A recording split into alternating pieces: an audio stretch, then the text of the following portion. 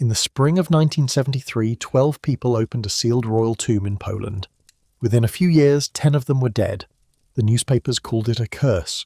It was not a curse. What actually killed them had been sitting in the dark of that tomb for 500 years, multiplying in total silence, and the moment the seal cracked and the first rush of fresh air poured in, the people leaning over the coffin breathed it straight into their lungs. That tomb is one of 14 sealed doors in this video, and it is nowhere near the strangest. Every one of these places was opened once, someone stepped inside, saw exactly what was there, and then sealed it shut again.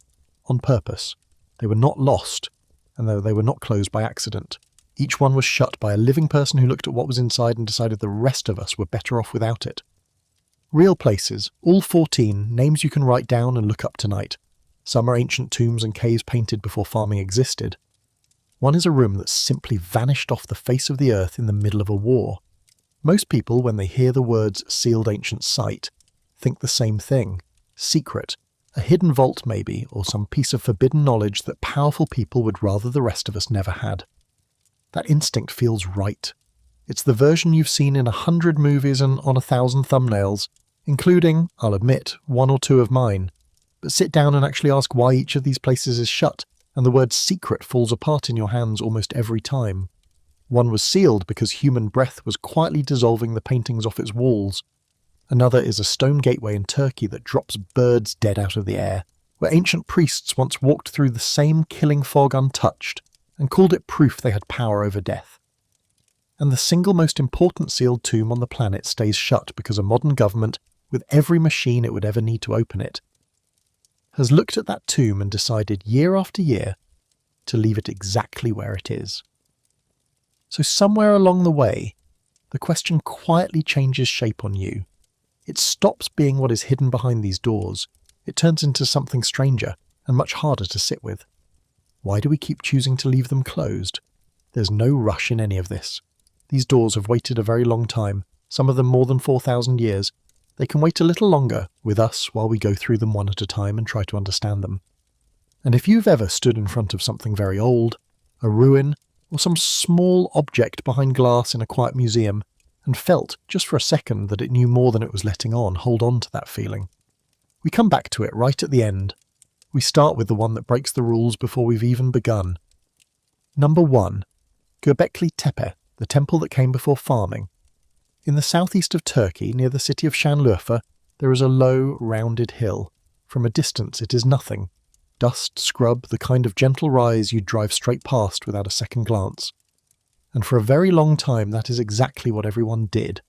In 1963, a survey team from the University of Istanbul and the University of Chicago walked across that hill, noticed some broken slabs of limestone poking out of the dirt, decided they were probably grave markers from a medieval cemetery, wrote it down and moved on. They were wrong by about 11,000 years. The hill is called Göbekli Tepe, which means roughly Potbelly Hill, and what is buried inside it should not exist. It took until 1994 for anyone to realise that. That year a German archaeologist named Klaus Schmidt came to look at the site for himself, and where everyone else had seen a dull bump in the landscape, Schmidt saw the tops of enormous worked stones. He understood almost immediately that this was something extraordinary. He would spend the rest of his life digging here, until his death in 2014, and he never stopped insisting that what he'd found would force us to rewrite the very beginning of the human story. Here is what's down there. Beneath the soil are great rings of enormous T-shaped stone uprights. The largest of them stand around 5.5 meters tall, about 18 feet, and weigh in the region of 10 to 20 tons each. They're arranged in careful circular enclosures, and they are carved. Not crudely, not as an afterthought, but with genuine skill and a clear sense of design. Foxes caught mid-stride, wild boars, scorpions with their tails curled and ready, snakes pouring down the stone like spilled water, cranes and ducks, and again vultures, wings spread wide, watching everything. And here is the detail that stops working archaeologists in their tracks. Radiocarbon dating puts the oldest of these enclosures at roughly 9,600 years before the Common Era. That makes them about 11,600 years old. Let me put that somewhere your mind can actually grip it. This place is older than Stonehenge by something like 6,000 years. It is older than the first cities anywhere on Earth. It is older than writing, older than the wheel, older than worked metal. When these stones went up, no human being on the entire planet had yet figured out how to fire a clay pot. There was no farming, as far as we can tell. The people who built this were hunter-gatherers. They chased their food and they gathered wild grain by hand. And those people, with little more than stone tools and muscle, quarried blocks heavier than a car, shaped them, carved living animals into their surfaces, stood them upright in deliberate circles, and then did it again and again for centuries. For most of the last 100 years, the textbook story of how civilization began ran in a tidy, comfortable line. First, the thinking went, people learned to farm. Farming produced surplus food. Surplus food allowed people to settle in one place instead of roaming.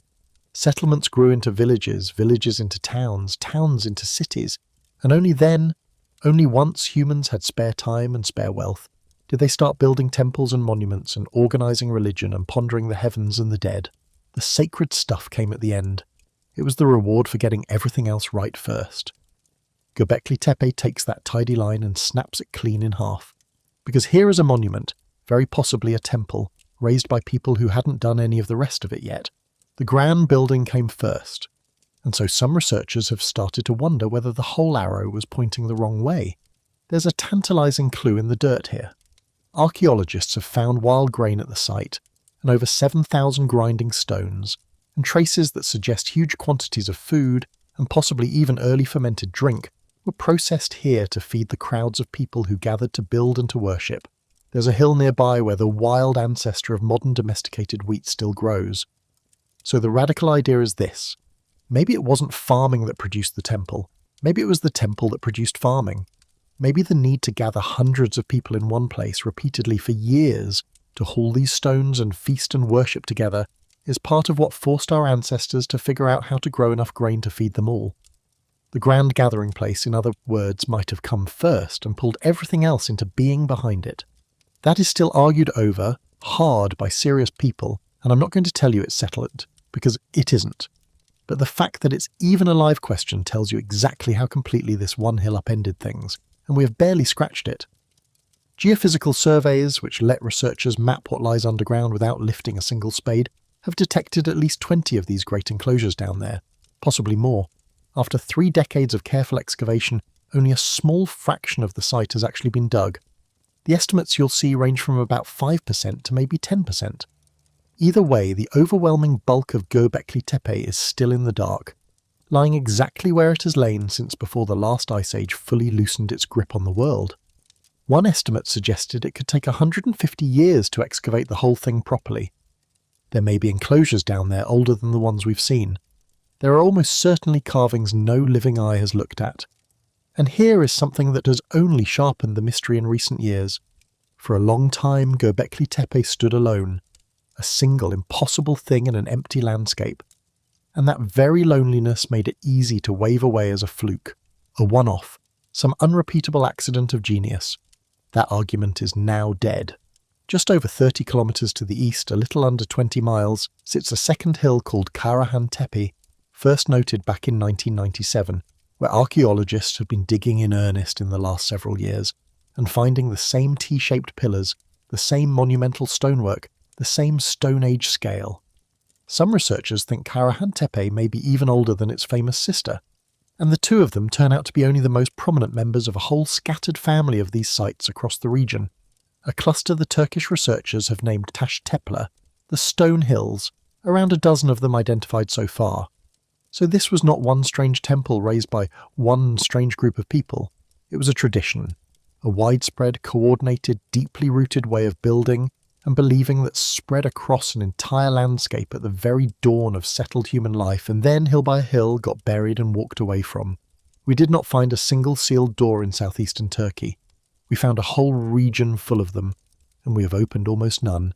Karahan Tepe has handed us things Göbekli Tepe did not. In one chamber, cut down into the rock and entered through a small round porthole of a window, a row of tall pillars stands carved in unmistakably human phallic form, and watching over them from the rock wall is a large carved human head with a long serpentine neck turning to face whoever enters. Where Göbekli Tepe leans toward the animal world, foxes and vultures and scorpions, Karahan Tepe turns the gaze back on us, onto the human body and the human face, as if somewhere in those few centuries the people of these hills had begun to see themselves as something percent from the beast they carved.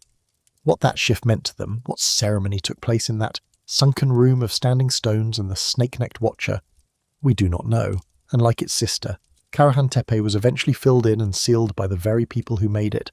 But the deepest mystery here isn't the age, and it isn't even what's left to find, it's how the place ended. At some point after generations of use, Göbekli Tepe was buried. The enclosures were packed full from the inside, rubble, soil, broken stone, animal bone, all of it pressed in around those carved uprights until the whole thing disappeared under the hill. And that burial is a huge part of why the carvings came down to us in such astonishing condition. The stones that stayed covered are crisp and sharp. The few that were left exposed over the millennia got worn down and chewed up by weather, and much later by ploughing. There's an even stranger wrinkle. In at least 2 of the enclosures, long after they were buried, somebody dug back down, found the central stones, and deliberately damaged them, defaced them, came back to a sealed sacred site specifically to break something at its heart. We have no idea who or why. There is one more thread here, and it's the one that lingers longest. For decades, one glaring thing was missing from Göbekli Tepe. Bodies. You build a monument this enormous, this saturated with ritual, and you expect graves, burials, the dead laid out somewhere near the sacred centre. None turned up, but scattered through the fill of the buildings, researchers kept recovering fragments of human bone, more than 700 pieces over the years. And in 2017, a team of German Archaeological Institute scientists led by Julia Gresky published something genuinely unsettling about 3 of them. 3 partial human skulls, all of them carved after death with deep, deliberate grooves cut by flint tools, running along the top and front of the bone. One of them had a hole drilled clean through the crown. The most natural reading of that drilled hole is brutal in its simplicity. It was meant to take a cord so the skull could be hung up and displayed. Suspended perhaps from a post or even from one of those great T-shaped pillars. Archaeologists call this kind of practice a skull cult, and versions of it crop up in cultures all over the world and across deep time. The careful keeping and displaying of human heads, sometimes to honour a beloved ancestor, sometimes to mark a defeated enemy. At Göbekli Tepe, it is the very first window we have into how these people treated their dead, and it fits with things carved into the stones themselves. One pillar shows a headless human figure. Elsewhere there are human heads rendered in stone, severed and separate. Heads, it seems, mattered here in a way that went beyond death, and the scene that suggests is a haunting one. Rings of carved pillars under open sky, the foxes and the vultures, and among them, catching the light, the prepared and decorated skulls of specific people hung where everyone could see them. We will likely never know whether those were the venerated grandfathers of the community or the trophies of its rivals, but it tells us the builders of the oldest temple on earth had a relationship with their own dead that was elaborate and deliberate, and to our eyes, profoundly strange, so the question just hangs there in the air, and we genuinely cannot answer it. Why would people spend lifetimes raising a monument and then bury it whole? Maybe to protect it, maybe to retire it, the way you quietly decommission something that has served its purpose and gone silent. We have the stones and the dates. We have the foxes and the vultures frozen mid-motion in the limestone. We do not have the one human thing that would explain all of it, which is the reason. And to keep us honest, even the burial itself is debated. The leading view for years was that it was deliberate, a careful, intentional filling in. But other researchers argue it could have happened more gradually. Soil washing down the slope over the centuries, refuse simply accumulating, no single grand decision required at all. We're not certain which it was. Here is what we are certain of. However it happened, the place was closed, and most of it is closed still. Göbekli Tepe was sealed in a way that locked the past inside it. The next door was sealed for the exact opposite reason, to keep us out. And the thing it is protecting is dying from the one thing not a single one of us can stop doing, which is breathing. Number 2. Lascaux, the cave we are killing by looking. In September of 1940, in the Dordogne region of southwest France, 4 teenagers and a dog went looking for treasure. There was a local legend about a secret tunnel that supposedly led to a buried fortune, and a boy named Marcel Ravidat, following his dog down a hole left by an uprooted tree, decided to squeeze into the dark and see where it went. He came back with friends and a lamp, and what they found was not gold, it was a wall covered in horses, They had stumbled by pure accident into Lascaux, and this chamber they crawled into was painted, floor to ceiling in places, with animals. Horses, bulls, dags, ibex, a great black bull more than 5 meters long, over 16 feet in a space people now call the Hall of the Bulls, over 600 painted figures, and around 1,500 more scratched and engraved into the rock. And these were not crude scratchings. They were beautiful, alive, drawn with a real understanding of movement and weight, and how an animal's body actually carries itself, by people working by the flickering light of stone lamps burning animal fat. There is one strange and haunting scene down a shaft of a bird-headed man falling backward before a wounded bison, an image that has puzzled and moved everyone who's tried to read it for 80 years. The paintings had been there, in the perfect dark, for around 17,000 years. People sometimes call Lascaux the Sistine Chapel of prehistory, and standing in front of those horses, the comparison does not feel like an exaggeration. The cave became an instant sensation. After the Second World War, it was open to the public, and they came in their thousands. At the peak, on the order of 1,200 people a day filed through those narrow chambers, leaning in close, marvelling at the bulls, pointing, talking, breathing. That last word is the entire story. Because slowly, and then all at once, the people caring for the cave began to notice that the paintings were changing, getting sick. The colours were shifting, strange films were creeping across the rock. First came what they called the green sickness, an outbreak of algae feeding on the warmth and the light. Then the white disease, a veil of calcite crystallising over the art. And when they finally worked out what was driving it, the answer was almost unbearable. The cause was the visitors themselves. Simply by being there, every single person who walked into Lascaux exhaled carbon dioxide. In a sealed cave, with hundreds upon hundreds of sets of lungs passing through every day, the level of carbon dioxide in the air climbed far above anything natural, or from a tiny fraction of a percent to well over 2%. And that carbon dioxide dissolved into the moisture on the cave walls and became, in effect, a weak acid. An acid that very patiently set about eating the limestone and the pigment. Meanwhile, the body heat of all those people and the electric lights installed so they could see, warmed and changed the cave's delicate climate, which is precisely what fed the algae, and then the moulds. The cave had survived for 17,000 years, sealed up, as one writer beautifully put it, like a cork in a bottle. It took roughly 15 years of human admiration to bring it to the very edge of ruin. So in 1963, France did the only thing it could.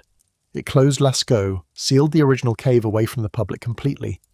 Today, only a tiny handful of specialists go inside briefly a few days a year, under conditions as strict as a hospital's, monitoring the walls like doctors checking on a patient too fragile to be moved. And because people still ache to see it, France built a copy, then another. Lascaux II opened in the 1980s, a painstaking replica of the main galleries. Lascaux IV, a vast and even more faithful reconstruction, opened in 2016. So the public can stand in front of the horses, awestruck without their breath erasing them. And even with all that care, the cave has not been safe. The story of the last 25 years is almost crueler than the first crisis, because this time the wound was self-inflicted in the very act of trying to help. Around 2001, the people responsible for the cave replaced its aging air handling machinery, trying to better regulate the temperature and the moisture inside. And almost immediately a new horror bloomed. A white fungus called Fusarium solani erupted across the walls and the ceiling, spreading with terrifying speed through chambers that held priceless 17,000-year-old art. The work meant to protect the cave had apparently disturbed the fragile balance that kept it stable and woken something in the soil. The fight that followed was grim and strange. When they sprayed the mould with fungicide, it barely flinched because the fungus, it turned out, was living in a kind of partnership with a bacterium that was busily breaking the fungicide down and protecting it. So the restorers escalated. They soaked bandages in antibiotics and pressed them against the lower walls like dressings on a wound. They spread tons of quicklime across the floor. And then, a few years later, as if the cave were mocking them, a third crisis arrived, a rash of black stains creeping over the surfaces, caused by yet another fungus, one so new to science that it was eventually named after Lascaux itself.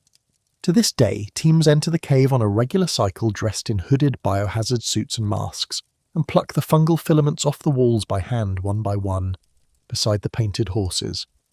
This is what an ancient sealed cave actually looks like now. Not adventurers with torches, people in hazmat suits, performing surgery on a 17,000-year-old patient that cannot ever be allowed to fully wake.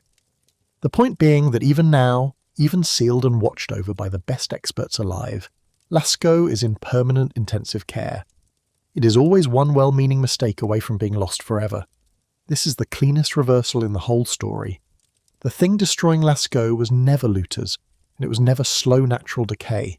It was us, not us being careless or greedy, us simply being present and looking. Some doors get closed not to hide what is inside, but because looking at the thing is the very act that destroys it.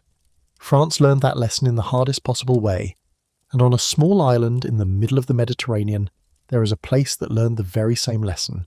Except this one is not only a gallery of ancient art, it is also a tomb for 7,000 people. Number 3, the Hypogeum, a tomb for 7,000. In 1902, on the island of Malta, in a town called Paola, workers were cutting a cistern to supply water to some new houses going up on a quiet residential street. Ordinary construction. And their tools broke through into empty space. Beneath the street, beneath the foundations of those new homes, they had punched a hole into something enormous. A complex carved down into the soft limestone across 3 separate levels, descending deep into the earth. It is called the Hal Saflieni Hypogeum, and it was made around 6,000 years ago. To anchor that number for you, it was already ancient before the first block of the Egyptian pyramids was set in place. The man who properly excavated it, the Maltese archaeologist and physician Themistocles Zammit, would later describe a place unlike anything else known on Earth. Inside, they found the dead, the remains of an estimated 7,000 people, laid into the chambers over many generations, layer upon layer, century upon century. They found red spiral and honeycomb paintings on the ceilings, painted in ochre, the only prehistoric paintings known anywhere on the entire island. They found a small, exquisite clay figurine of a sleeping woman curled on her side as if dreaming, that has become one of the most famous prehistoric objects in the world. And strangest of all, they found that the people who carved this place out of solid rock with nothing but stone and antler tools had imitated architecture. Down in the dark they had carved fake doorways and beams and corbelled ceilings, roofs where each layer of stone steps inward over the one below, copying in stone the shapes of the great megalithic temples that stood in the open air above ground on Malta, temples like Gantija and Hagar Chim, themselves among the oldest freestanding structures on the planet. They built an underground world to mirror the world of the living. And then there is the Oracle Room. It's a small carved niche, deep in the Hypogeum, and it does something to sound. Speak into it in a low, deep voice, and the chamber catches that sound and carries it. The whole structure seems to resonate, to hum, to pass a single voice through the surrounding stone as though the building itself were breathing it back at you. Researchers have studied the acoustics and found that the space resonates powerfully at a particular low frequency, right in the range of a deep male voice around at 110 Hz. People who have stood down there describe feeling the sound in their chest and in their bones, coming from everywhere and nowhere at once. 6,000 years ago, someone hollowed this space out of rock, and whether they tuned it on purpose or discovered the effect by accident and then kept it and used it, we cannot say. But the effect is absolutely real, and you can feel it move through you. Before we go any further, there is something I want to clear out of the way, because it gets bolted onto this place constantly. There is a famous story that a group of schoolchildren once vanished forever in tunnels beneath the Hypogeum, that they walked in on a school trip and were simply never seen again. You'll find it repeated all over the internet, told with great confidence. It is not true. It's an urban legend that got attached to the site decades ago, and there is no real evidence for any of it. I'm telling you that plainly because this channel would always rather hand you the real mystery than a manufactured one. And the real mystery here is more than enough. Because here is why the Hypogeum is sealed today. Or more precisely half-sealed. You can still go inside, but barely. Heritage Malta, which cares for the site, allows only around 80 visitors per day. 80. In tiny groups, with the temperature and the humidity inside controlled with real precision, and with photography banned outright. And the reason is the exact reason France learned at Lascaux, written in a different language. The breath, the body heat, the moisture given off by too many human beings packed into a sealed underground space would slowly destroy those 6,000-year-old red spirals. So Malta rations us. It rations human access to one of the oldest sacred spaces our species ever made, doling it out a few dozen people at a time to keep it alive a little longer than we are. So far, in both of those places, the danger has run in one direction only. We are the threat, and the fragile old thing needs protecting from us. The next door turns that completely around, because in Turkey there is a gateway that the ancient world believed was a literal entrance to the underworld, and the reason they believed it is that almost anything that walked through it died on the spot, while the priests who ran it strolled in and out alive and smiling. Number 4. Pluto's Gate, the doorway that kills. In the ancient city of Hierapolis, in what is now southwestern Turkey, near the dazzling white mineral terraces of Pamukkale, the travertine left behind by its famous hot springs, there was a shrine, and ancient writers, serious ones, described it with a kind of careful horror. The geographer Strabo, who lived around the time of Christ, and later the historian Cassius Dio, both wrote about it. There was a doorway there, they said, leading into a small grotto, and the air that came out of it was death itself. Strabo wrote that the space was so full of thick, dense vapour that you could barely make out the ground. He described tossing small birds, sparrows, toward the opening, and watching them drop dead the instant they reached it. Animals led to the threshold for sacrifice. Bulls among them would simply collapse and die without a hand laid on them, with no wound and no visible cause at all. They called it the Plutonian. Pluto's Gate, the doorway to the land of the dead, sacred to the god of the underworld. And the only ones who could enter that killing air and come back out were a particular order of priests, the Galli, the eunuch priests of the goddess Cybele. They would descend toward the lethal doorway, perform their rites in the deadly mist, and walk back out unharmed and untouched. To the crowds watching from the stone seats built around the little arena, this was undeniable proof of something divine. These men had power over death. The gods themselves protected them. What other possible explanation could there be? The site was lost for a very long time. Italian archaeologists located it back in the 1960s, but it was the work of Francesco D'Andrea, a professor of classical archaeology, and his team that truly brought it back, relocating and fully excavating the shrine and announcing the find to the world in 2013. They uncovered the temple front and the doorway itself, and during the dig they watched the legend happen with their own eyes. Birds flying down toward the warm opening suffocated and dropped, exactly as Strabo had written nearly 2,000 years before. The ancient horror story turned out to be reporting something completely, literally real. So what is the doorway to hell, actually?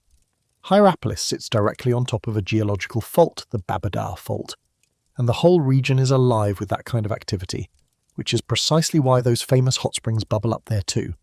Deep beneath the shrine, the earth vents carbon dioxide, concentrated, continuous, pouring up out of a fissure in the rock. Scientists who studied the grotto with portable gas analyzers found the carbon dioxide reaching genuinely staggering levels right at the source. In some measurements, as high as 91% of the air down at the bottom.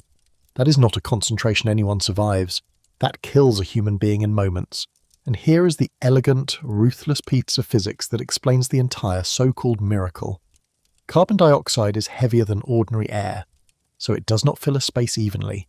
It sinks. It pools low in a dense, invisible layer right along the ground, and it builds up most in the cool, still air of the night and the early morning.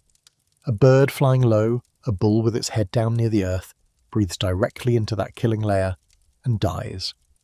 But a man standing fully upright, his head, his lungs, are up above the lethal zone. The poison is around his knees, not his face. The priests, whether or not they understood the chemistry of it, certainly understood the trick of it. A researcher named Hardy Fans, who studied the gas in detail, found that the timing mattered enormously.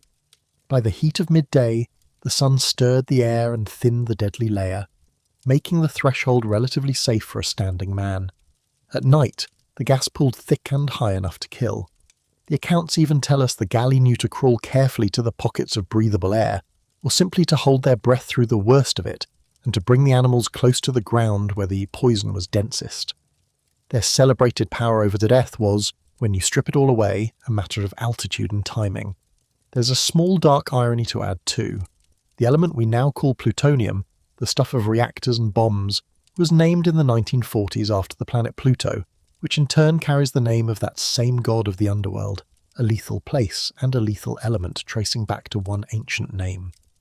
And this is the template for almost everything else we're going to look at today, so let me name it clearly now, while it's sharp. A seal that the ancient world dressed up as supernatural. That turns out, when you look at it hard, to be real, physical, and absolutely merciless. The site is fenced off today, not because of any curse, but because the gas is still down there, and it still kills, right now in our century. The ancients did not invent the danger to frighten the pilgrims, the danger was real.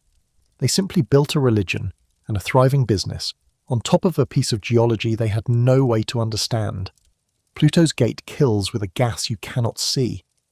The next sealed chamber holds a different kind of poison entirely, one that was chosen on purpose, packed in carefully by human hands as an act of love, and it is the colour of fresh blood. Number 5, the Red Queen, drowned in poison red. In 1994, in the ancient Maya city of Palenque, in what is now the southern Mexican state of Chiapas, an archaeologist named Arnoldo González Cruz was working inside a structure called Temple 13. It stands right beside the far more famous pyramid next door, the Temple of the Inscriptions, which holds the celebrated tomb of Palenque's great king Pakal. As González Cruz and his team worked their way in, they reached a sealed chamber, and inside it, a stone sarcophagus. When they lifted the lid, they found a skeleton, and everything, the bones, the jade ornaments, the pearls, a mask made of green malachite, all of it, was coated in a vivid powdery red. A deep, blood-bright crimson dusted thickly over every surface inside that coffin, as though the body had been laid to rest inside a frozen cloud of it. That red powder is cinnabar, and cinnabar is mercury sulfide. It is the natural ore from which mercury itself is drawn, and it is genuinely toxic. The people of Palenque had taken a body and surrounded it, packed it, drowned it in a poisonous red mineral. They did not do this by accident, and they did not do it because they didn't know any better. Across ancient Mesoamerica, cinnabar carried tremendous meaning. That red was the colour of blood, and blood was life. It was tied to rebirth and the rising sun in the east, to the whole idea of vitality and renewal itself. To send your most honoured dead into the next world wrapped in red was, by their entire way of seeing the cosmos, just about the highest thing you could do for them. Getting the cinnabar in the first place meant mining and grinding a hazardous ore as dangerous, demanding work. They thought it was worth it. Who was she? Almost certainly a woman, based on careful study of the bones. And based on the dating, the location right beside Pakal's own pyramid, and the richness of the burial, the most likely answer is that this is Lady Tzakbu Adjau, Pakal's wife, the Queen of Palenque. I want to be straight with you here, because that's the whole point of this channel, that identification is strongly supported, but it is not proven. The tomb carried no inscription naming her, which is unusual and a little maddening, and it's why the question stays open. So she has a name that has stuck instead, and it fits her perfectly. The world calls her the Red Queen. Palenque itself deserves a closer look because it's a place where the line between real mystery and invented mystery gets tested constantly. And to feel the weight of it, you need the story of the tomb next door, the one that put Palenque on the map of the world.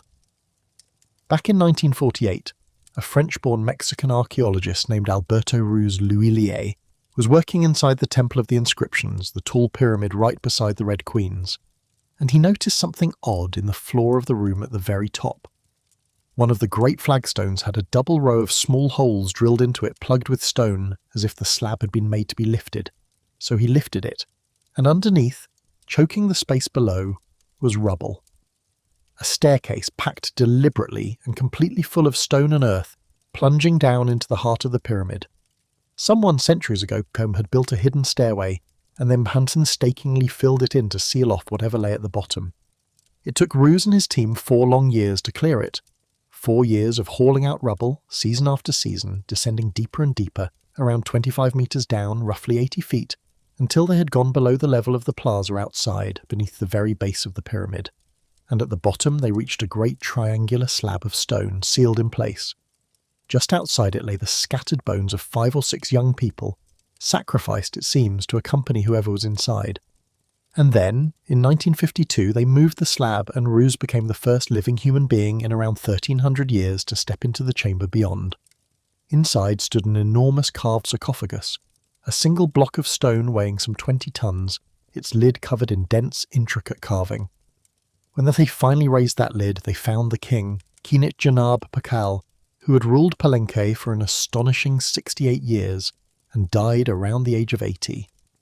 His face was hidden behind a mask of jade mosaic, his body laid out under more than 200 pieces of jade, and here was the revelation that rewrote the textbooks. Until that moment, scholars had largely believed that Mesoamerican pyramids were only temples, platforms for ritual. Pakal's tomb proved that at least some of them were also exactly what the Egyptian pyramids were: mausoleums, machines for housing a god-king in death. They had built the crypt first, down at the bottom, and then raised the entire mountain of stone on top of it to seal him in.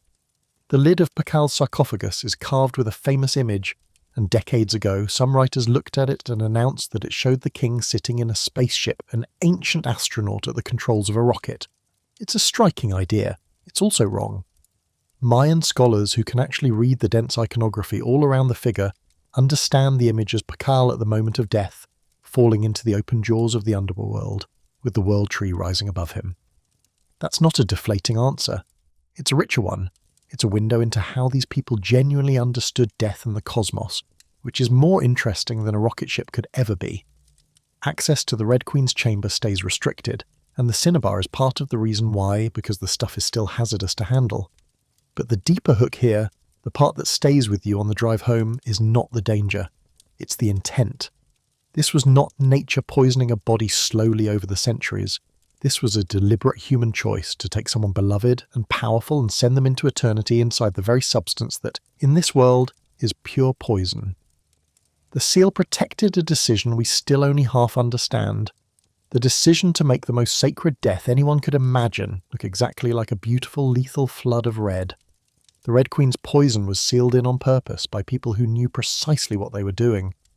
The next tomb sealed in a poison that nobody knew was there at all, and it waited patiently in the dark for 500 years until the people who finally opened the door breathed it straight into their lungs. Number 6. Casimir's tomb, the curse that was real.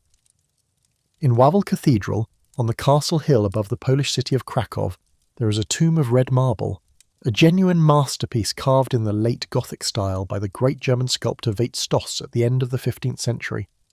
Inside it lies Kazimierz IV of the Jagiellonian dynasty, a king of Poland and Grand Duke of Lithuania, one of the most powerful monarchs of his age, who died in 1492. His wife was placed in the tomb with him after her own death years later, and there they had stayed, sealed and undisturbed, for nearly 500 years. In 1973, a team finally got rare permission to open it. This was not a small thing to arrange. Poland at the time was a communist state, and getting official access to a royal tomb inside a working cathedral meant cutting through layers of bureaucracy and church authority. The permission, as it happens, came down through the Archbishop of Krakow, a man named Karol Wojtyła. A few years later, the whole world would come to know him by a different name, Pope John Paul II. 12 people went in to carry out conservation work on the deteriorating tomb, and the story goes, before they began, they joked among themselves about the curse of Tutankhamun, that old tale about the explorers who opened the Egyptian boy king's tomb back in the 1920s and supposedly began dropping dead soon after. A little gallows humour before a long day's work. The date they happened to choose to open the tomb, by the way, was Friday the 13th of April. Within days, members of the team began to die. 4 of them were gone almost at once, and over the following weeks, and then months, and then the years that followed, the deaths kept coming until 10 of the 12 people who had opened that tomb were dead. Some counts, including the laboratory staff who later handled the materials, put the toll even higher. The Polish press had an absolute field day with it. They called it the Jagiellonian curse. The long-dead king, disturbed after 5 centuries of peace, taking his revenge on the living. It was the Tutankhamun story playing out all over again, and the men had laughed about exactly that. And now, one after another, they were dying. But there was a microbiologist on that team, a man named Bolesław Smyk, and he, being a scientist down to his bones, did not go looking for a curse. He took samples, he cultured what he found in his laboratory, and what grew in his dishes was a fungus called Aspergillus flavus, along with it other molds, species of penicillium. Aspergillus flavus produces toxins called aflatoxins. They are among the most poisonous natural substances we know of, severely toxic to the liver and strongly carcinogenic, capable of causing real harm and, over time, cancers. And a sealed old tomb is just about the perfect nursery for them. A closed, dark, humid space full of organic material, the rotted remains of a wooden coffin, the decayed remnants of a body left completely undisturbed for half a millennium. It is an incubator. Down there in the blackness, that fungus had been quietly blooming for 500 years, building up a thick, invisible reservoir of toxic spores. And the moment the seal broke, the moment fresh air rushed in and 12 people leaned over the open coffin to look, they breathed it. All of them, a lungful of 5 centuries of accumulated, concentrated poison. Here is the connection that makes this matter far beyond one Polish king.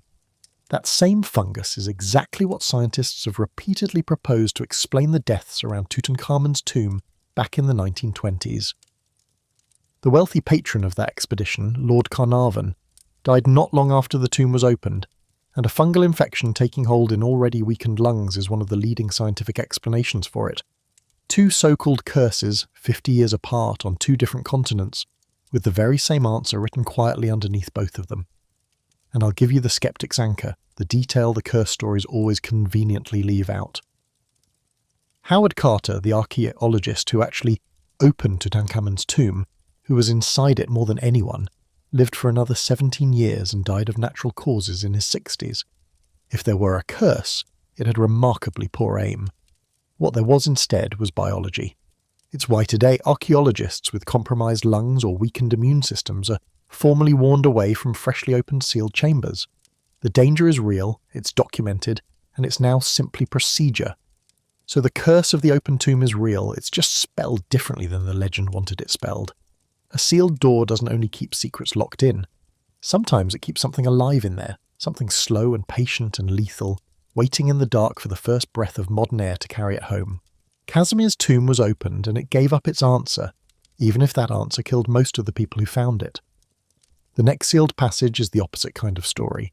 It's a tunnel in Egypt that an entire profession was too frightened to open for nearly 200 years, not because of poison, but because they were terrified of what would happen to a masterpiece above their heads if they so much as dug. Number 7. Seti's Tunnel, from the Passage to Nowhere. In 1817, in the Valley of the Kings, a larger-than-life Italian explorer named Giovanni Belzoni found a tomb. Belzoni was a remarkable character, a former circus strongman who had once performed feats of strength on a London stage before reinventing himself as an excavator in Egypt. And he had a genius for finding things. The tomb he found is known now as KV-17, the tomb of the pharaoh Seti I, and it is breathtaking. The deepest among the longest and by almost any measure, the most beautifully decorated tomb in the entire valley. The walls are covered in painted scenes of extraordinary quality, the colours still rich and luminous after more than 3,000 years. Belzoni also hauled out the pharaoh's magnificent sarcophagus, carved from a single piece of translucent alabaster, which eventually ended up in a museum in London, where you can still see it glow when it's lit from within. But Belzoni found something else inside, leading off from the burial chamber, and it nagged at him. A tunnel. A passage cut deliberately into the rock, plunging downward, deeper into the cliff, away from the painted chambers and into the dark. And of course it beckoned. A secret passage descending out of a pharaoh's tomb, heading down toward who knows what. Belzoni started in, and then he turned back. The air went bad.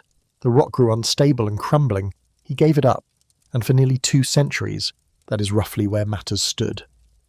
In the 1960s, a local excavator named Sheikh Ali Abdel Rasoul, with permission from the antiquities authorities, pushed in and cleared well over 100 metres of the tunnel, chasing the old dream that it might lead to a hidden chamber full of treasure. But somewhere in the dark, past the halfway point, he lost the line of the original passage entirely and began cutting blindly through the solid rock itself, slightly off the true path. His permission was eventually revoked, the rock grew too dangerous, and the digging stopped.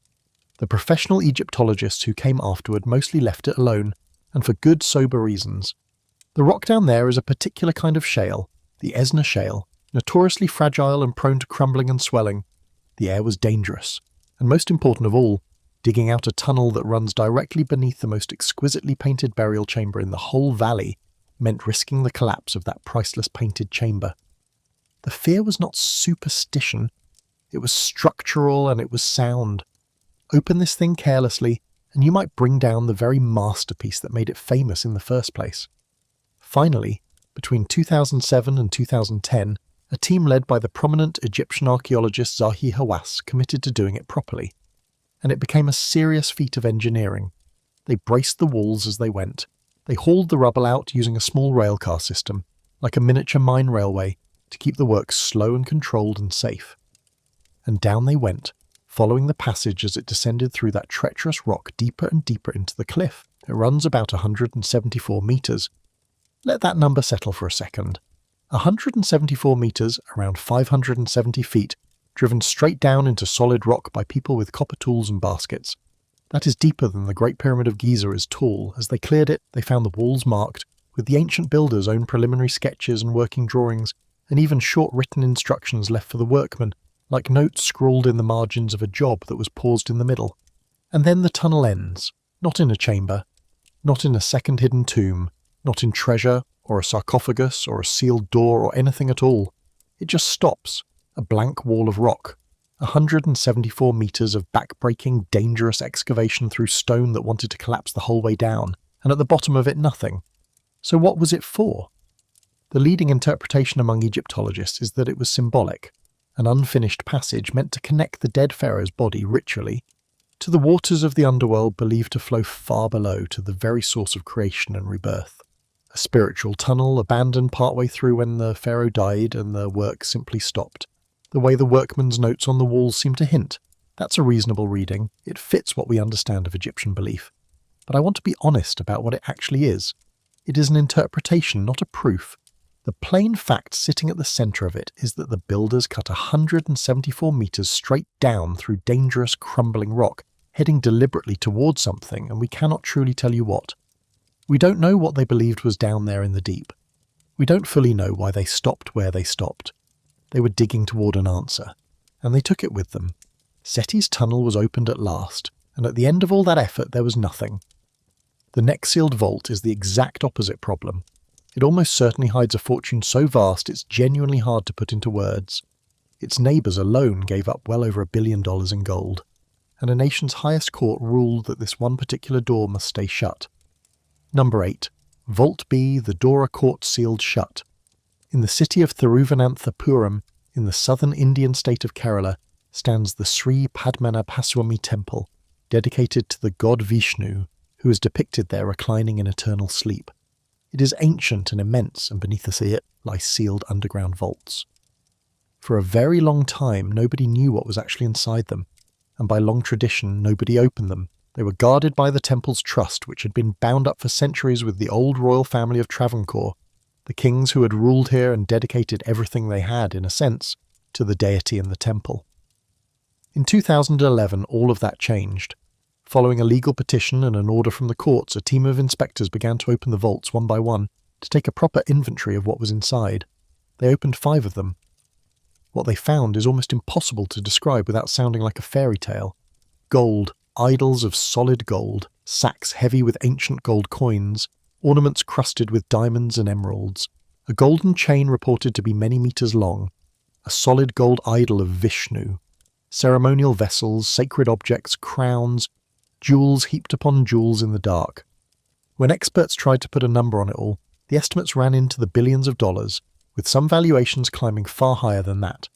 It is considered one of the single greatest concentrations of accumulated wealth ever recorded in one place in all of human history.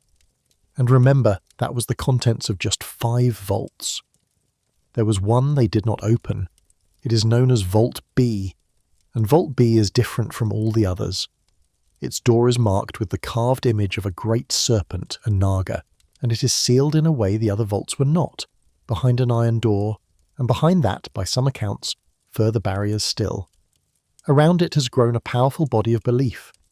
Temple tradition holds that Vault B must not be disturbed, that it sits under spiritual protection, that it can only be opened by a holy man chanting a specific and now lost sacred mantra, and that to force it open by any other means would invite catastrophe. You will hear it said flatly that anyone who tries to breach that door will die. And here is the honest version, because that's exactly what we're here for. The everyone who opens it dies framing is folklore. It is belief, and belief deserves real respect, but it is not the reason the vault is closed. It's true that the man who filed the original petition that started all of this, an advocate named T.P. Sundararajan, died in 2011, and you'll see that fact whispered about as supposed proof of the curse. People die. An elderly man passing away is not evidence of a vengeful serpent god. The actual reason Vault B has stayed sealed is human and legal, and quietly profound. The opening of the other vaults triggered a long, serious, and deeply emotional dispute. India's Supreme Court became involved and paused the process. The temple's trust, the old royal family, and the temple's devotees objected, on deeply held religious grounds, to Vault B being touched at all. The case wound its way through the courts for years. In 2020, the Supreme Court handed control back to the royal family's trust to manage the temple's affairs, and the question of ever opening Vault B was left effectively in the hands of belief and custodianship rather than curiosity. So the seal on Vault B is not really made of iron and serpents. It is made of a society's decision about who has the right to open a sacred door and whether anyone should open it at all, and that makes this one of the very purest examples we have of a particular kind of sealed place. There is almost certainly something extraordinary behind that door, and a society looked at it with the full legal and physical power to open it whenever it chose and decided not to, not out of fear of a snake carved in stone, out of respect and law, and the single question that every sealed site on Earth eventually forces a person to ask. Just because we can open a thing, does that mean we should? Vault B is sealed, and at least it's still right there, behind a door we can point to and photograph and argue about. The next room was sealed too, packed carefully into wooden crates by people who fully intended to keep it safe. And then, in the chaos of a burning city at the end of a world war, it vanished off the face of the earth. Number 9. The Amber Room, the wonder that vanished. In the early 18th century, craftsmen created something that people, with no exaggeration intended, genuinely called the eighth wonder of the world. It began in Prussia, designed in part by the architect Andreas Schluter, and built for a Prussian king. It was an entire room, every wall panelled in carved amber, that warm golden fossilized resin, backed with gold leaf and set with mirrors, so that in candlelight the whole space seemed to glow from within like the inside of a single colossal jewel. There were said to be around 6 tons of amber in it. In 1716, the Prussian king Frederick William I gave this astonishing thing as a diplomatic gift to Tsar Peter the Great of Russia. It was eventually installed, expanded and perfected in the Catherine Palace at Tsarskoye Selo, the great royal residence just outside St. Petersburg. People who stood inside the finished amber room described it as overwhelming, almost unearthly. Glowing amber on every side multiplied endlessly in the mirrors, until you could no longer tell where the room ended, and its own reflection began. Then came the Second World War. In 1941, German forces of Army Group North, advancing into the Soviet Union, reached the palace, and they took the amber room, literally took it. Soldiers and specialists dismantled it panel by panel in a matter of a day and a half, crated the whole thing up and shipped it west. They reinstalled it in a castle in the city of Königsberg, which today, after the war redrew the map, is the Russian city of Kaliningrad. There it was put back on display, looted but intact, under the care of a museum director named Alfred Rode, who is said to have loved the thing. And then, in the final desperate months of the war, with the city under heavy bombardment and the Soviet army closing in for the kill, the amber room was packed into crates once again. And after that, it disappears. The trail simply goes cold and stays cold. So what happened to it? Here is the honest split, because we truly do not know, and the two leading possibilities pull in completely opposite directions. The most likely explanation, the one most serious historians lean toward, is also the saddest one. Königsberg Castle was gutted by fire amid the chaos and the bombing of 1944 and 1945. Amber is flammable. It burns, and so the leading theory is simply that the eighth wonder of the world burned, that it went up in the smoke of a dying city, and that the crates people remember either perished in the flames or were never as full as the legend needs them to be. But, and it is a real but, the kind that keeps people awake at night and digging through old mine shafts for the decades. Witnesses reported seeing crates being moved out of the city before the end. No one ever conclusively identified the room's charred remains in the ruins of the castle. And a single small piece of the room, one of its decorative stone mosaics, mysteriously resurfaced in Germany decades later, in the 1990s, in private hands, proving that at least something escaped the fire. So for 80 years, people have kept looking, in abandoned bunkers, in sealed mine shafts, in sunken ships at the bottom of the Baltic Sea, including the wrecks of vessels that went down in the war's final days. In fact, in 2020, a team of Polish divers announced they had located the wreck of a German steamer called the Karlsruhe, sunk by Soviet aircraft in April 1945 as it fled the doomed city of Königsberg in a desperate hurry, carrying more than 1,000 people and a heavy, mysterious cargo. Down in its hold, nearly 300 feet under the Baltic, the divers found military vehicles, porcelain and sealed crates whose contents nobody has yet identified. They were careful not to overpromise, but they pointed out the obvious. If the Germans had wanted to ship something immensely precious west across that sea in the last days of the war, the Karlsruhe was very nearly their last chance to do it. The crates are still down there, resting in the cold and the dark on the floor of the Baltic. As of now, nobody has opened them. And so the search goes on, the way it has for 80 years, with treasure hunters and serious researchers alike chasing the rumour that somewhere, in the dark, in a forgotten crate in a flooded cellar or a sunken hold, the amber is still quietly glowing. Russia, in the meantime, did something remarkable. Starting in the late 1970s and finishing in 2003, Russian craftsmen rebuilt the entire room from scratch from old photographs and descriptions, and it was unveiled for the 300th anniversary of St. Petersburg. You can stand inside a brand new amber room today, dazzling and complete and breathtaking, but everyone standing in it knows it isn't the one those 18th century hands made. And that is what truly haunts about this one.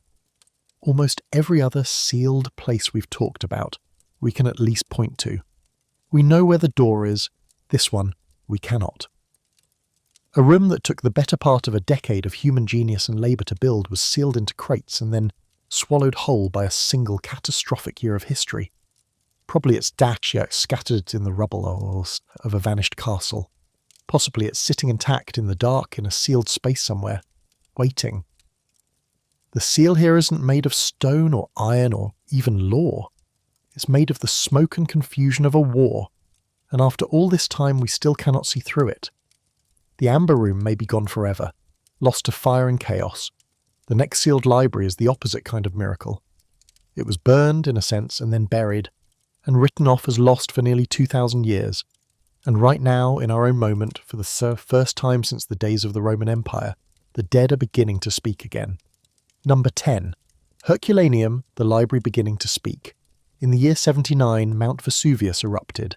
Everyone knows what it did to the city of Pompeii. Far fewer people know about Pompeii's smaller, wealthier neighbour, the seaside town of Herculaneum, which the eruption buried not under soft ash, but under something like 20 metres of volcanic rock and superheated debris, roughly 65 feet of it.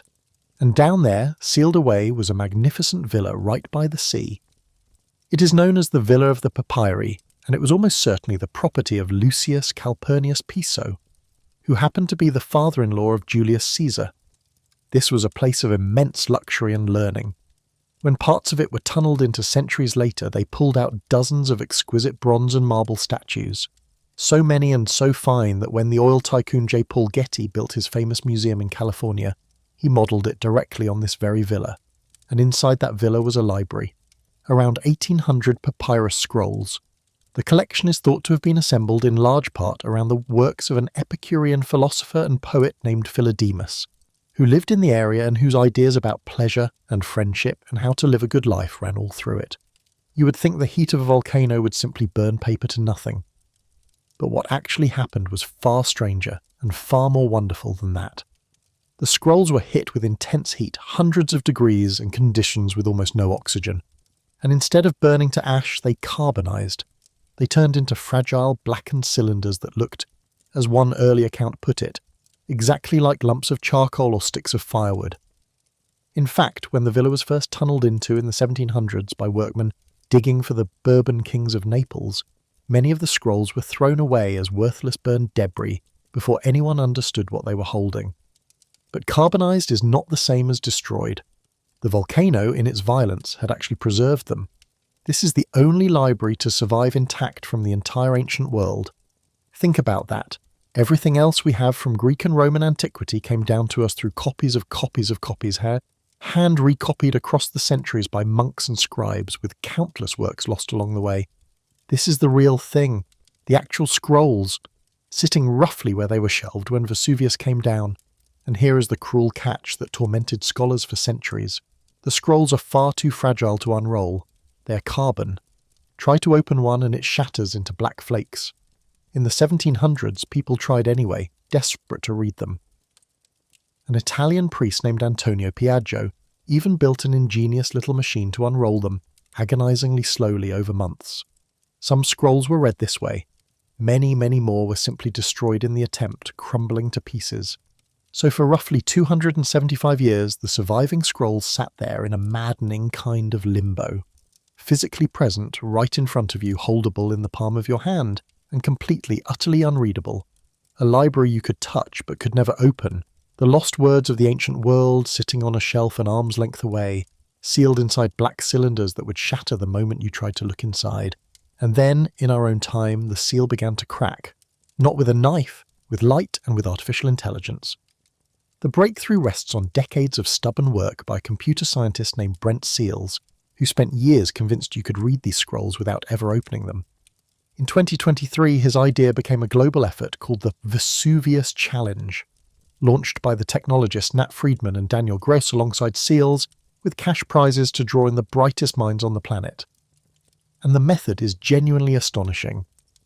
You take a carbonized scroll and instead of trying to unroll it, you scan it with an incredibly powerful X-ray using a particle accelerator, a synchrotron, in this case one in England called Diamond Light Source, with a beam billions of times more intense than a hospital X-ray. That gives you a three-dimensional map of every crushed, rolled-up layer inside the scroll without laying a finger on it. Then you turn artificial intelligence loose on that scan and train it to detect the faintest traces of ancient ink.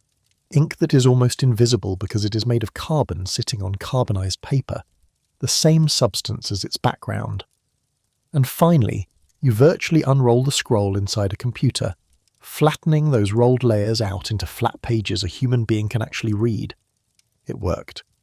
In 2023, a small group of young researchers, Youssef Nader, Luc Farator and Julian Schilliger, won the grand prize by pulling real, readable columns of Greek text out of a scroll that no living human had read in nearly 2,000 years. The very first whole word ever coaxed out of an unopened scroll back in 2023 was a small and oddly poignant one, the Greek word for purple. And as the work pressed on, more surfaced. In one scroll a word kept recurring, the Greek for disgust, and elsewhere whole passages turned over a very Epicurean question. Whether the things we have in abundance can ever please us as deeply as the things that are rare. Then through 2024 and into 2025 it accelerated. One particular scroll housed at the Bodleian Library in Oxford turned out to have unusually clear ink, possibly carrying a trace of lead, and it gave up more recoverable text than anything seen before. Researchers were even able to read its title and author for the first time, very likely a lost work on vices by that same philosopher Philodemus. And in early 2025, the team scanned 20 more scrolls in a single concentrated session, with the stated goal of eventually reading every last one. But here is the part that keeps this particular door wide open, the part that genuinely gives me chills. Most of the Villa of the Papyri has never even been excavated. It is still down there, under the rock, beneath the modern town that grew up on top of the buried one, hemmed in by groundwater and volcanic gases. And many scholars believe that the main library, the great room, the heart of the collection, may not have been found yet at all. There could be thousands more scrolls still sealed in the dark, untouched since the day the mountain came down. So we are, at this exact moment in history, learning to read a sealed library without ever opening it. And we strongly suspect that the largest room of that library is still buried, unread, waiting just a little deeper down. Herculaneum's seal is finally cracking open to the light, letter by letter, word by word. The next one is not going to crack at all. Because inside the single most studied, most measured, most relentlessly examined monument on the entire planet, there are spaces that we have found and confirmed and proven beyond doubt to exist, and that we still cannot get into. Number 11. The Great Pyramid, the doors we cannot open. Everyone assumes the Great Pyramid of Giza has been completely explored. After 4,500 years, After Napoleon's scholars and Victorian adventurers and a full century of modern, rigorous Egyptology, surely we've been into every corner of it by now. We have not. We are not even close. Start with the simplest question of all, the one a child asks, and notice that we still cannot fully answer it. How was it built? The Great Pyramid is made of something like 2.3 million blocks of stone, some of them weighing as much as a small car.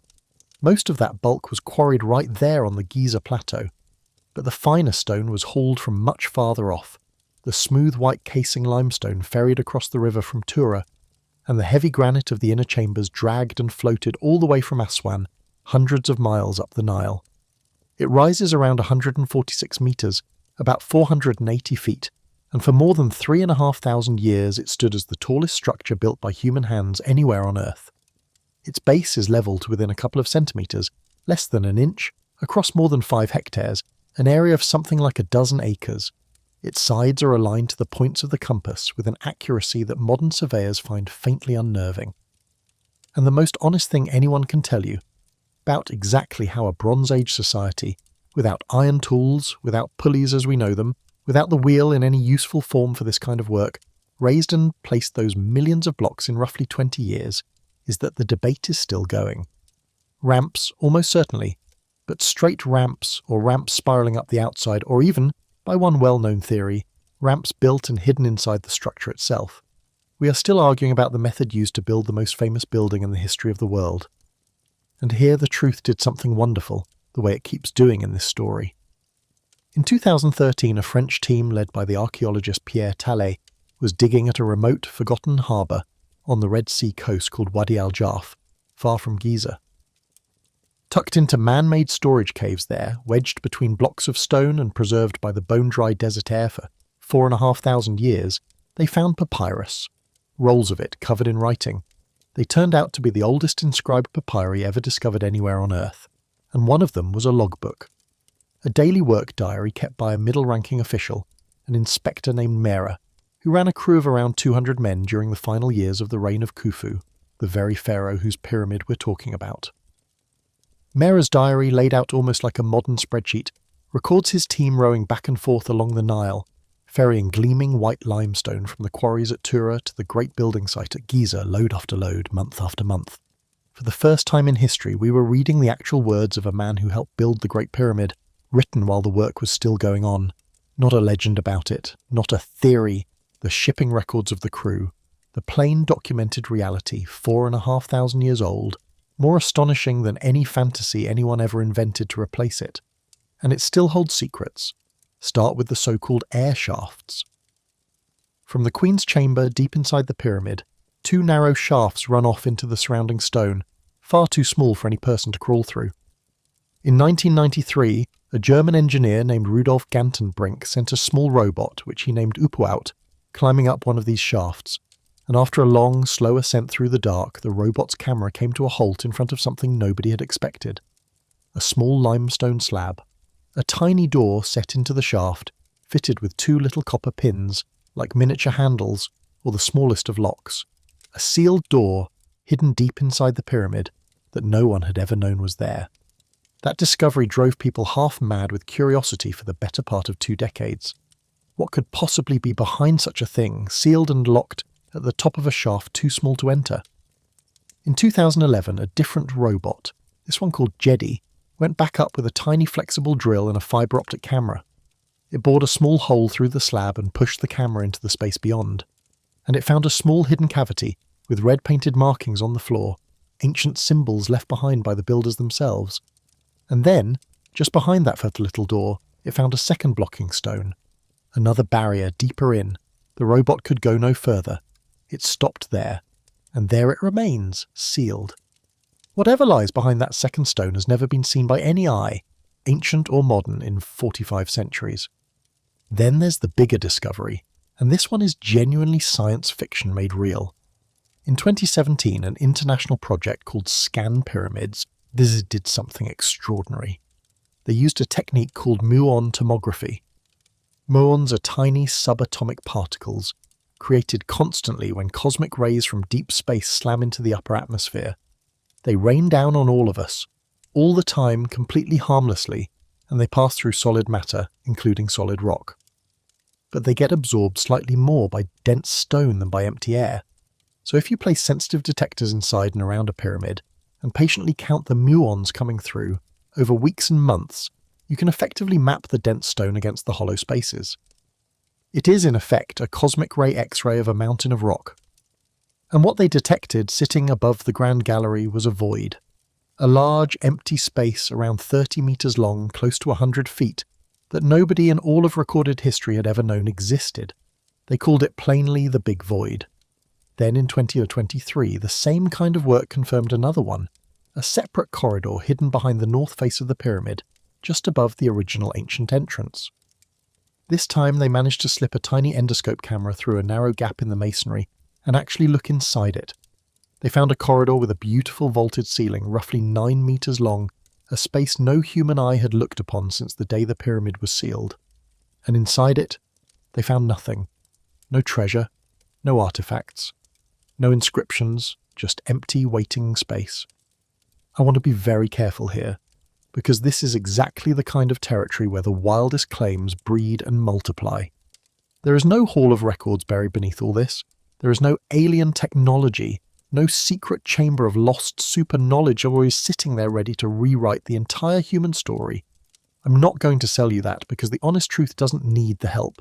People have been claiming for over a century that the pyramid hides star maps and the lost wisdom of vanished super civilizations, and not one of those claims has ever held up. The plain documented facts are stranger and better than the hype anyway. Inside the most measured structure in the history of our species, there are confirmed, sealed spaces, proven to exist by cosmic ray physics and glimpsed by camera, and we genuinely do not know what they are for. Some researchers think they're structural, hollow spaces deliberately left to relieve the immense crushing weight of the stone pressing down on the chambers below. The French architect Jean-Pierre Houdin has theories about internal ramps. Maybe. But the honest position is that the most famous building on the face of the earth is still keeping doors firmly closed that we have proven, with certainty, are real, and we cannot yet walk through a single one of them. The pyramid's sealed voids are at least an engineering puzzle we're allowed to chase. We can scan it with cosmic rays, drill our tiny holes, send in our little robots. The next sealed chamber is one that almost no one on Earth is permitted to even scan, because it lies directly beneath what may be the single most contested patch of ground anywhere on the planet. Number 12, the foundation stone, the door we choose not to know. In the old city of Jerusalem there is a raised platform, sacred almost beyond the power of words to convey. On it stands the golden dome of the rock, and beneath that dome lies the foundation stone, a bare outcrop of living rock that is holy in both Judaism and Islam, woven into the very deepest stories of both faiths. And beneath the foundation stone there is a real physical cave. A chamber that has been known for centuries, long called the Well of Souls. And here is the thing that pulls at people and that keeps the speculation churning. In the floor of that cave there is a spot, a section that appears sealed, and beneath it, by various old reports, a shaft, or a further space that has never been excavated, never opened, never properly explored by the modern archaeology. You can probably feel the gravity of where the internet wants to take this. There is no shortage of theories about what might lie sealed beneath that floor, and some of them are very famous and very dramatic. I am going to step extremely carefully here, and I'm going to ask you to do the same, because this is one of the most sensitive places on the entire Earth, and it deserves genuine respect. So let me simply give you the honest reason that floor stays sealed, and it has nothing whatsoever to do with hidden objects or suppressed treasures. This site is holy to multiple faiths and to billions of living people. It sits at the absolute heart of one of the longest and most painful conflicts in the modern world. The platform is governed by careful, fragile custodial arrangements, the product of centuries of negotiation, tradition, and tension. And the simple, hard reality is that excavating beneath it, or even running a ground-penetrating radar scan below its surface, is effectively impossible. Not because someone is hiding something down there, but because the very act of digging there, of disturbing ground this sacred to this many people, has in the past sparked serious unrest and bloodshed. We even have a clear historical example of it. Back in 1911, a secretive expedition led by an English aristocrat named Montague Parker bribed its way into digging beneath the platform at night, hunting for the lost treasures of the biblical temple. When word got out that foreigners had been digging in secret beneath the holy site, it triggered riots, an international incident, and Parker and his men had to flee the country. That was over 100 years ago, and the lesson has only grown sharper since. The cost of opening this door is not measured in archaeology, it's measured in something far more terrible. So this is the purest example on Earth of what we might call the door we choose not to know. Whatever is or is not beneath that floor will almost certainly stay unknown for generations to come. Not because of a curse, not because of a conspiracy, but because some places are so sacred to so many that the simple act of opening them would cost more than any answer could ever possibly be worth. Some seals are made of stone. This one is made of meaning and of memory and of the sheer crushing weight of what people hold holy. That door stays closed by human conflict and human reverence. The next one was sealed by the ancients themselves, with their own hands, on purpose. And when modern archaeologists finally broke that seal and crawled inside, they found something that should not exist beneath a pyramid, an artificial sky, and rivers of shining liquid metal. Number 13. Teotihuacan, the Tunnel of Stars and Mercury. In central Mexico stand the ruins of Teotihuacan, and one of the strangest facts about the entire place is this. We cannot securely tell you who built it. It was a vast, brilliantly engineered city, one of the largest anywhere in the ancient world, home to well over 100,000 people at its height, laid out along a grand central avenue with breathtaking precision and dominated by the colossal Pyramid of the Sun and Pyramid of the Moon. And it rose, flourished, and fell long before the Aztecs ever existed. When the Aztecs later came upon its enormous abandoned monuments, centuries after the city had emptied, they were so awed that they gave it the name we still use, a name that means, roughly, the place where the gods were created. They simply assumed that only gods could have built something on that scale. And the way it ended is almost as unsettling as the question of who began it.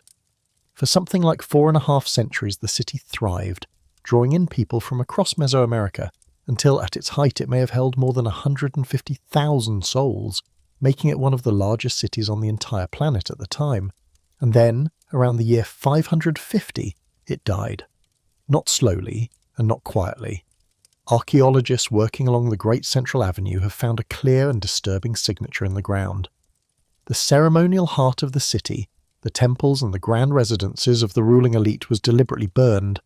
Statues were smashed and scattered, ritual objects shattered into dozens of pieces, as if to strip them of their power. And here is the detail that points the finger inward. The burning was concentrated on the buildings of the powerful, the palaces and the temples, while the ordinary neighbourhoods were largely spared. That pattern doesn't look like a foreign army sacking a conquered city. It looks like a society turning on its own rulers, an uprising from within, a people rising up and putting their own elite to the torch. Some researchers tie it to a stretch of brutal climate, severe drought in the same era, failing harvests, hungry crowds, and a leadership that could no longer feed or protect them. We don't know for certain. But the city that nobody can name was, in the end, very possibly destroyed by its own citizens, and then slowly emptied and left to the grass and the centuries, waiting for the Aztecs to wander in and decide that only gods could account for it. And the Temple of the Feathered Serpent had a dark reputation long before anyone found that tunnel.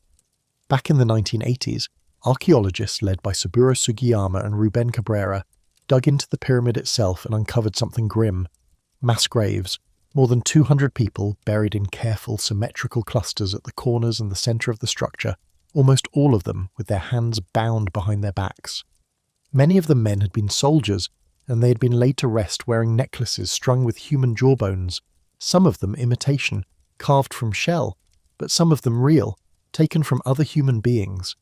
These were dedication sacrifices, killed and arranged when the temple was raised around the year 200, their positions apparently keyed to the calendar and to Teotihuacan's ideas about creation itself. So this was already a building soaked in ritual death, a monument whose foundation was laid on the bodies of more than 200 sacrificed people. And then, almost 2,000 years later, a sinkhole opened at its foot and revealed that the horror above ground had a secret twin running directly beneath it. In 2003, after a season of heavy rain, an archaeologist named Sergio Gomez, working alongside his colleague Julia Gazzola, noticed that a sinkhole had opened near the foot of one of the city's most important structures, the Temple of the Feathered Serpent. He had himself lowered down into the hole on a rope, into the darkness, not knowing what he'd find, and at the bottom he came to rest standing in a man-made tunnel. a perfectly cut, perfectly cylindrical shaft leading into a passage that was blocked in both directions by immense stones. The people of Teotihuacan had carved this tunnel, and then, around 1800 years ago, they had deliberately sealed it shut, packing it tight with rubble and earth to close it off and hide it. The excavation that followed took years, painstaking inch by painstaking inch, with the team eventually sending in a small remote-controlled robot which they named Tlaloc II after the rain god, to scout ahead through spaces too dangerous to enter. And what came out of that tunnel was astonishing. Tens of thousands of ritual objects, jade carvings, the remains of jaguars, carved seashells carried up from distant coasts, rubber balls, strange polished spheres. But it was the tunnel itself that stopped everyone cold. The walls and the ceiling had been carefully dusted with ground pyrite, fool's gold, a mineral that catches and throws back even the faintest trace of light. So that when you stood inside that passage with a flame, the whole thing shimmered above you and around you like a night sky thick with stars. The builders had created an artificial cosmos underground. They had shaped miniature landscapes down there, little mountains, and basins meant to hold pools of liquid. And in the chambers at the very deepest end of the tunnel, they found liquid mercury, pools of it. The same element we keep crossing paths with today, but here in its shining, flowing liquid form. Producing liquid mercury was genuinely dangerous and difficult work in the ancient world. You typically had to take cinnabar, that very same toxic red ore that we saw drowning the Red Queen back at Palenque, and heat it carefully until the mercury sweated out of it as a vapour, then catch and cool it. These people went to enormous hazardous lengths to gather pools of a poisonous, mirror-bright liquid and place it at the heart of a sealed, star-flecked tunnel. Most researchers believe it was meant to represent water, an underworld river or a sacred lake, the sheening, reflective surface of some sea beneath the world of the living. Everyone expected the tunnel to lead at its very heart to a tomb, the burial of one of Teotihuacan's mysterious, nameless rulers. That would have been the ultimate prize, the discovery that might finally tell us who these people actually were, what they called themselves, who led them. Because here is another genuine oddity about Teotihuacan. Unlike the Maya, who plastered the faces and names of their kings across their monuments, Teotihuacan has given us almost no royal portraits, no obvious tombs of named rulers, no king lists, nothing. We don't know how it was governed, or by whom. So a royal tomb at the end of that sacred tunnel could have cracked the whole thing open. As of the most recent work, that tomb has not been found. The expected king is not there, or at least not yet, not where everyone was sure he would be. So consider what they actually did. They cut a tunnel deep beneath a pyramid.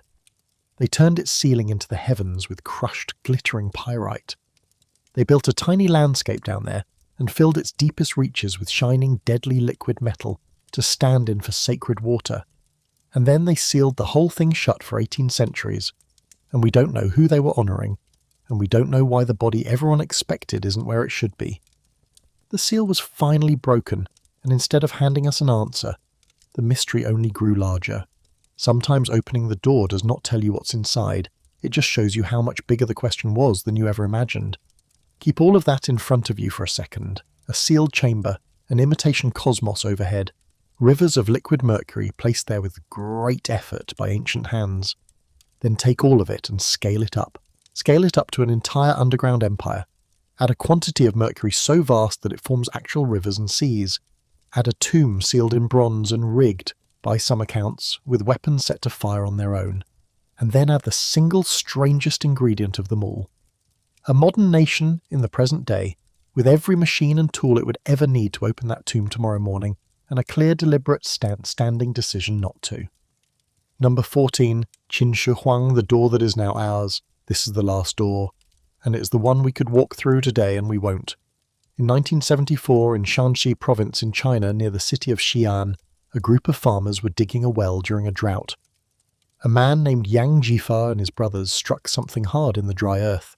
It was the head of a man made of clay. What those farmers had stumbled into by pure chance while looking for water turned out to be one of the single greatest archaeological discoveries in all of human history, the Terracotta Army. Around 8,000 life-size soldiers, made of fired clay, buried in long-ordered ranks in great pits beneath the ground. And these are not identical figures stamped from a single mould. Every single face is different. as if each one were modelled on a specific real man who once stood and breathed.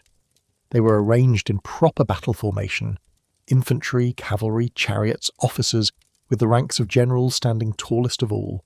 And they carried real weapons, real bronze swords and spears, tens of thousands of pieces of actual functioning weaponry, as if the emperor genuinely expected to command and fight with this army in the world to come.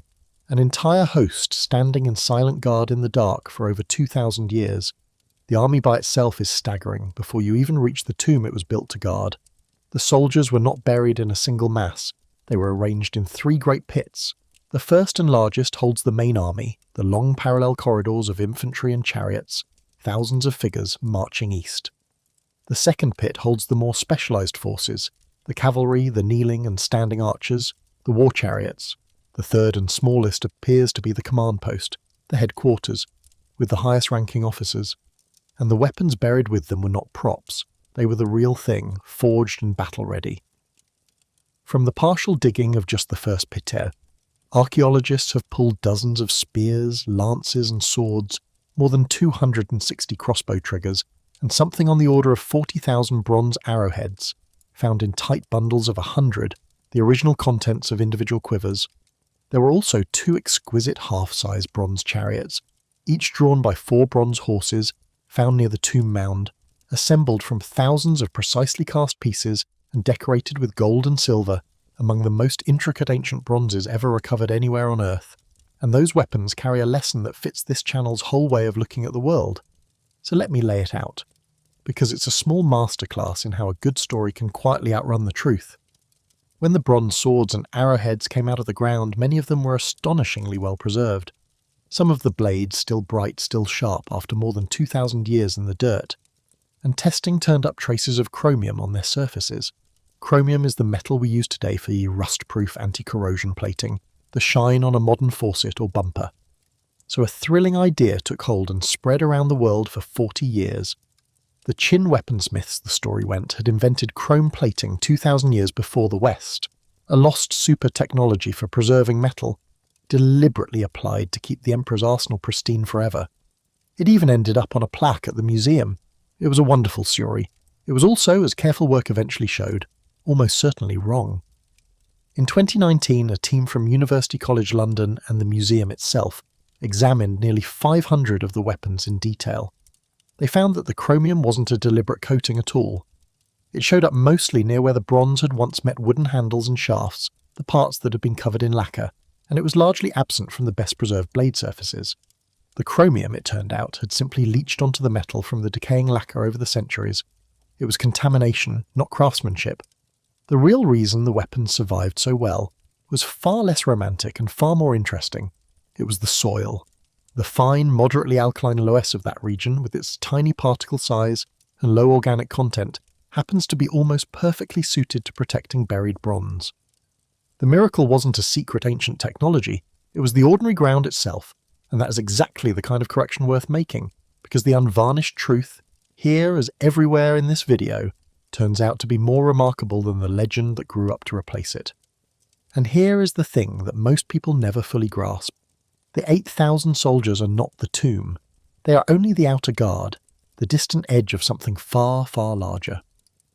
About a kilometre away from the army pits rises an enormous earthen mound, standing around 50 metres tall today, about 160 feet, though the centuries have worn it down from something considerably higher, shaped like a low pyramid of rammed earth and grown over now with grass and trees. And that mound is the actual tomb, the burial place of Qin Shi Huang, the first emperor of a unified China, the man who conquered the warring kingdoms and forged them into a single empire in the year 221 before the Common Era. This is the ruler who began the unification of the Great Wall, who standardized the script and the currency and the very width of cart axles across his new empire, and who, in his ruthless drive for control, also ordered the burning of books and the burying of scholars. Work on his tomb began when he was a teenager, decades before he died, and the historian Sima Qian tells us that the project eventually consumed the labour of around 700,000 conscripted workers. 700,000! The whole necropolis sprawls across an area of dozens of square kilometres, The scale of it is almost beyond comprehension. And the central burial chamber, the one beneath that mound where the emperor himself is believed to lie, has never been entered. Not once, not in over 2,200 years. This is the crucial point, so let me be precise about it. The chamber is not unopened because we can't find it or can't reach it. We know from decades of geophysical surveys almost exactly where it is. Ground-penetrating radar and core sampling have mapped it out. The inner chamber is there, intact, roughly 80 metres by 50, sitting around 30 metres down, roughly 100 feet, completely undisturbed after more than 2 millennia. We could, in a strictly physical sense, go in. The decision not to is exactly that, a decision. A standing, deliberate choice by a modern state. And there are 3 honest reasons behind it, and together those 3 reasons pull in every single thread we have followed through this entire video. The first reason is preservation, and we learned it the brutal way from the soldiers themselves. When the terracotta warriors first came up out of the ground in 1974, they were not the bare grey clay you see in the famous photographs. They were painted.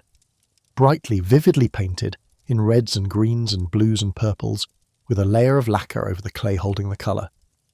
And the moment that paint met the modern air, after 2,000 years sealed in the earth, it began to fail almost instantly. The lacquer curled and flaked and lifted away from the figures, in some cases within seconds of exposure, certainly within minutes and hours. Centuries of colour lost in less time than it takes to describe it, simply because we exposed it to the dryness of our air and the warmth of our breath. It was the very same lesson that Lascaux taught, and that the Hypogeum taught, but faster and crueler than either. Open it before you have the means to protect it, and the act of looking destroys the very thing you came to see. China's heritage authorities took that lesson deep into their bones and made it formal policy. The tomb does not get opened until the technology exists to preserve whatever is inside the instant it's exposed to the world. And that technology does not exist yet. The second reason is danger. And this is where the story connects to something we all assumed for centuries was pure myth. Sima Qian, writing roughly 100 years after the emperor died, described the inside of that tomb in his great history. He wrote of a ceiling set with pearls and jewels to represent the stars and the heavenly bodies, and below them he wrote, "The features of the land itself, with the empire's 100 rivers and its great seas reproduced in flowing mercury, made to move and circulate by some hidden mechanism." For a very long time, scholars read that passage and assumed it was poetry, grand exaggeration, the kind of mythic language people heaped onto a god-emperor.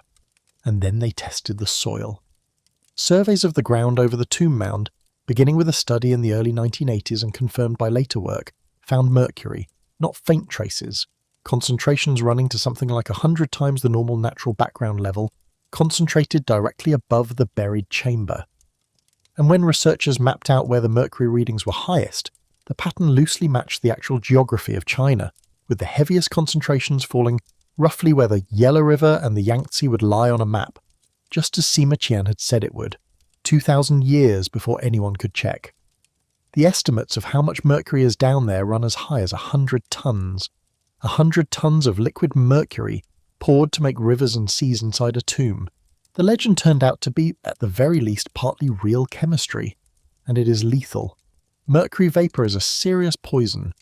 Cracking open that chamber without extraordinary containment would risk releasing it into the air and the groundwater. The third reason is that the emperor's own builders sealed it to stay sealed, and they may not have left it undefended. Sima Qian wrote that the chamber was cast with bronze to keep the water out, and that crossbows and arrows were rigged inside, set to fire automatically on any intruder who broke through. He even wrote, chillingly, that the craftsmen and labourers who knew the tomb's inner secrets were themselves sealed inside it when it was closed, so that none of them could ever escape to tell what they had built. Whether any crossbow could possibly still function after 2,200 years, whether the traps ever truly existed, we cannot know. But the chamber is confirmed to be intact and sealed, just as it was left on the day they closed it. And I do want to keep one foot firmly on solid ground here, the way we've tried to do all the way through. Sima Qian wrote his account about a century after Qin Shi Huang died. He was not there. He was working from records and from stories. Some scholars, including the archaeologist Duan Qingbo, who spent years working at the site, argue that parts of the description are embellished, written more for grandeur than for accuracy. So I'm not going to stand here and tell you that we know what is inside that tomb. We don't. And that uncertainty is the entire point of it. There's one last detail, and it's the kind of thing that, if you wrote it in a story, an editor would tell you it was too neat to be believed. Qin Shi Huang was obsessed in his final years with living forever. He sent expeditions searching for an elixir of immortality. And his court alchemists, in their ignorance, are widely thought to have given him potions laced with mercury, which was believed to hold mystical life-extending powers. It very likely poisoned him. The first emperor of China, the man who built a tomb with rivers of mercury to carry him through eternity, may well have been killed, at around the age of 49, by drinking the very same metal. He sought to defeat death, and the cure was the thing that killed him. So look at what this one-for-final door actually does. Everything we have walked through today lives inside it, all at once. It was sealed by the ancients themselves, like Göbekli Tepe, like the star-roofed tunnel at Teotihuacan. It is deadly to enter, like Pluto's gate, like the fungus waiting in Kazimierz' coffin. With its 100 tons of mercury pooled in the dark, it would be destroyed by the simple act of opening it. The way Lascaux was almost lost and the way the painted warriors faded in seconds. Our air and our breath, the very thing that erases it. And a society has looked at all of that and chosen, deliberately, to leave it closed, exactly the way India chose with Vault B, and the way Jerusalem chooses beneath the foundation stone. Every reason a place on this earth can be sealed shut is sealed into this one tomb, under a green hill in China, and here is the thought that I want to leave standing in front of you. The seal stopped being the ancient emperor's decision a very long time ago. He has been dust for over 2,000 years. The decision belongs to us now. We are the ones standing in front of this door, with the key, in effect, sitting in our hand. The machines exist, the location is mapped, and a modern nation has looked at the whole thing and said not yet, maybe in 20 years, maybe in 100, maybe never. The choice to keep this one closed is being made right now in our own lifetime, on purpose, by living people, year after year after year. At the very start of all this, I asked you to hold on to something. That feeling of standing in front of something very old and sensing just for a moment that it knew more than it was letting on. If that feeling has a face now, if one of these doors has lodged itself somewhere in you, the cave that dies from a single human breath, the queen drowned in red, the library we're learning to read without ever touching it, the green hill in China with its 100 tons of mercury and its silent painted army, then that's the one to carry with you tonight, in the quiet, before you sleep. So I'll leave you with the real question, and I genuinely want to know how you land on it. Of all 14 of these doors, which one would you open if it were yours to choose, and which one would you leave sealed forever, untouched, just as it is? There is no wrong answer. The whole point is that the choice for the first time in thousands of years would be ours to make. And if this kept you here, if it lit something up in you, there is another door worth opening next. The one about the cities our ancestors built beneath the ground and then simply walked away from, and the knowledge they took with them when they left. Let it play. It goes deeper than this one did. Rest now, keep your minds open. The doors have waited this long already. They'll keep waiting, patient as ever, until we meet again.